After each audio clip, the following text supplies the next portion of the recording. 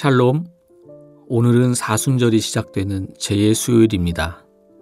사순절은 주님의 순환과 죽음을 묵상하는 가운데 우리 자신을 살피고 주님과 더 깊은 사랑의 관계로 들어가는 절기입니다. 이번 사순절 기간 동안 멜시앗 공동체 묵상을 통해서 주님과의 깊은 영적 만남과 교제, 치유와 회복을 경험하는 시간이 되시기를 소망합니다. 이제 성령님의 임재와 도우심을 구하는 기도를 드리겠습니다. 성령 하나님, 이 시간 주님의 말씀 앞으로 나아갑니다. 저희의 마음 문을 활짝 열어주시고 주님의 말씀이 우리 안에 잘 심겨지고 자라나서 아름다운 삶의 열매로 맺혀지게 하옵소서.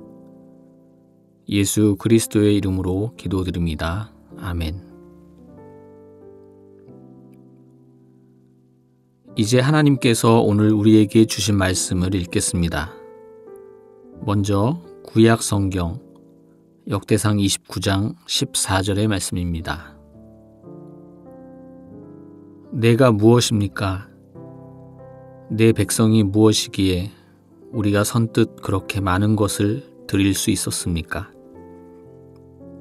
모든 것이 당신으로부터 왔고 당신 손에서 받은 것을 당신께 드렸을 뿐입니다.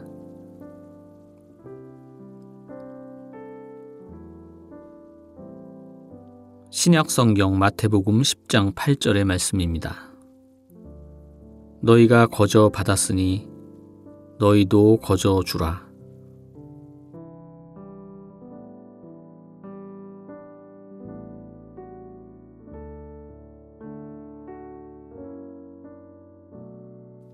이번에는 순서를 바꾸어서 다시 한번 읽겠습니다. 너희가 거저 받았으니 너희도 거저 주라. 내가 무엇입니까? 내 백성이 무엇이기에 우리가 선뜻 그렇게 많은 것을 드릴 수 있었습니까?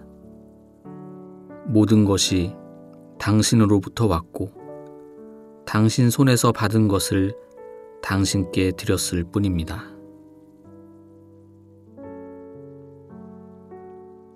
오늘 말씀 가운데 마음에 와서 부딪혔던 단어나 구절, 이미지가 있다면 잠시 묵상하도록 하겠습니다.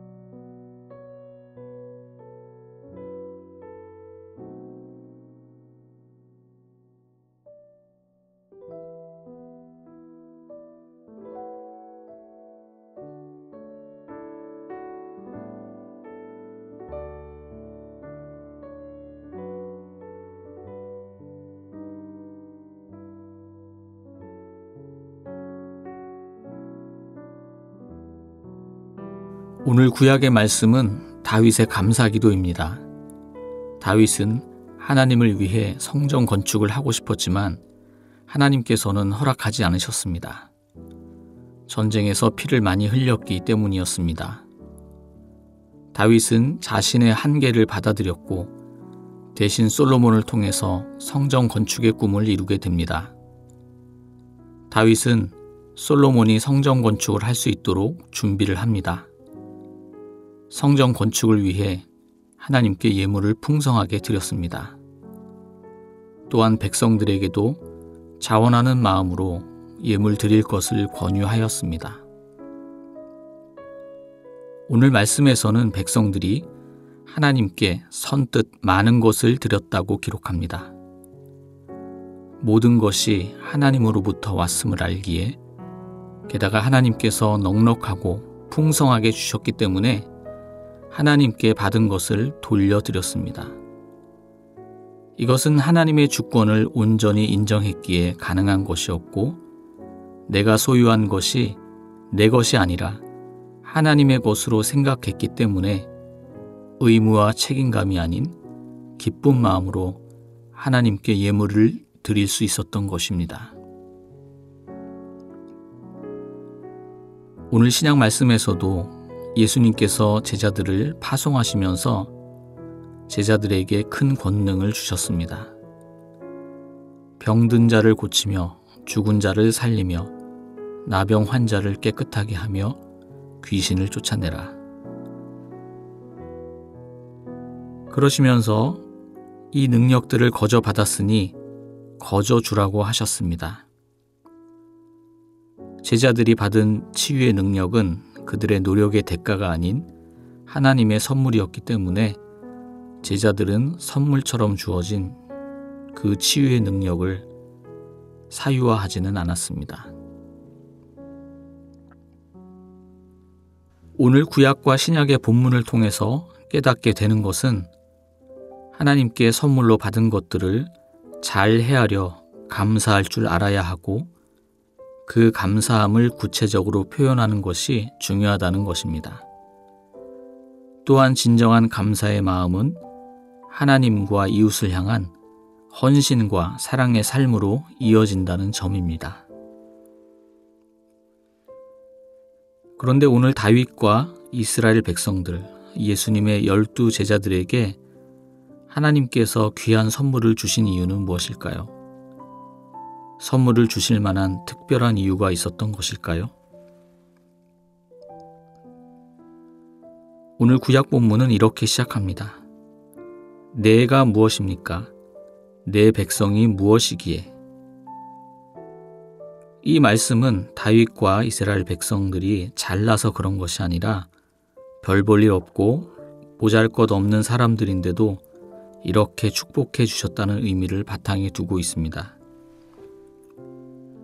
오늘 구약 본문 다음 절을 보면 이를 더 구체적으로 표현하고 있습니다. 메시지 성경으로 읽어보겠습니다. 주님 보시기에 우리는 우리 조상들처럼 집 없고 힘없는 방랑자에 불과하며 우리의 삶은 그림자와 같이 보잘것없습니다. 주님 보시기에 이스라엘 사람들은 집도 없고 아무 힘도 없는 떠돌이, 그림자같이 별 존재감 없는 보잘것없는 사람들이라는 것입니다. 그런데 하나님께서는 그런 사람들에게 많은 것들을 손수 베풀어 주셨다는 것입니다. 그러니 감사할 수밖에 없습니다.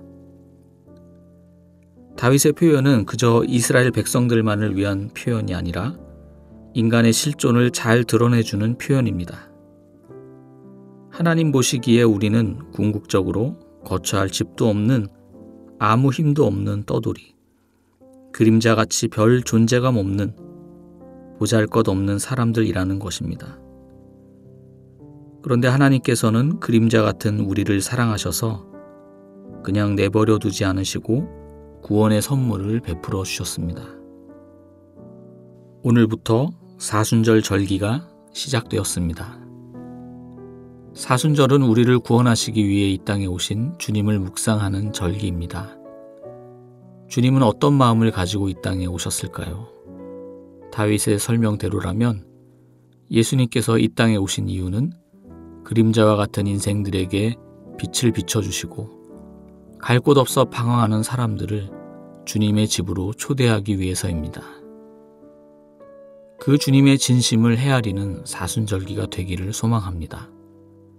주님이 얼마나 우리를 안타까워하시고 우리를 도와주고 싶어 하시고 또 우리를 사랑하고 계시는지 잘 알아차릴 수 있기를 바랍니다. 그러기 위해서 우리는 하나님 앞에서 내가 어떤 존재인지를 깨달아야 합니다. 내가 무엇입니까? 라는 질문을 주님 앞에 정직하게 묻고 답을 구해야 합니다. 물론 주님께서는 우리의 대답과 상관없이 우리를 긍휼히 여기시고 사랑해 주시는 분, 구원해 주시는 분이십니다. 그러나 내가 무엇입니까? 라는 질문에 대한 대답이 어떠하냐에 따라서 주님과 우리 자신과의 관계가 정해질 것입니다. 주님과 아무 상관이 없을 수도 있고 또 주님 없이는 살 수 없는 그런 깊은 관계가 될 수도 있습니다. 그러므로 우리 자신에게 질문하고 대답해 보시면 좋겠습니다. 내가 무엇입니까? 내가 무엇이기에? 내가 무엇입니까? 내가 무엇이기에? 이 질문을 통해 우리 자신과 주님과의 관계를 다시 되돌아볼 수 있는 귀한 시간이 되시기를 간절히 소망합니다. 기도하겠습니다. 사랑의 주님, 사순절 절기를 통하여 하나님 앞에 저희의 실체가 어떠한지를 보게 하옵소서. 저희의 인생이 그림자와 같은 인생임을, 죄와 죽음을 향해 가고 있는 인생임을, 갈 곳 없어 방황하는 방랑자임을 깨닫게 하옵소서. 그러나 주님께서는 그런 저희를 내버려 두지 않으시고 죄의 한복판에 있는 저희를 구원하시러 오셨습니다. 그림자와 같은 인생들에게 빛을 비춰주시고 갈 곳 없어 방황하는 저희들을 주님의 집으로 초대해 주셨습니다. 놀라운 구원의 은총과 사랑을 선물처럼 베풀어 주심에 깊이 감사드립니다. 우리를 구원하시며 사랑하시는 주님의 마음을 깊이 만나게 하옵소서. 이 모든 말씀 사랑이신 예수 그리스도의 이름으로 기도드립니다. 아멘. 이제 여러분의 기도와 묵상을 계속해서 이어가시겠습니다.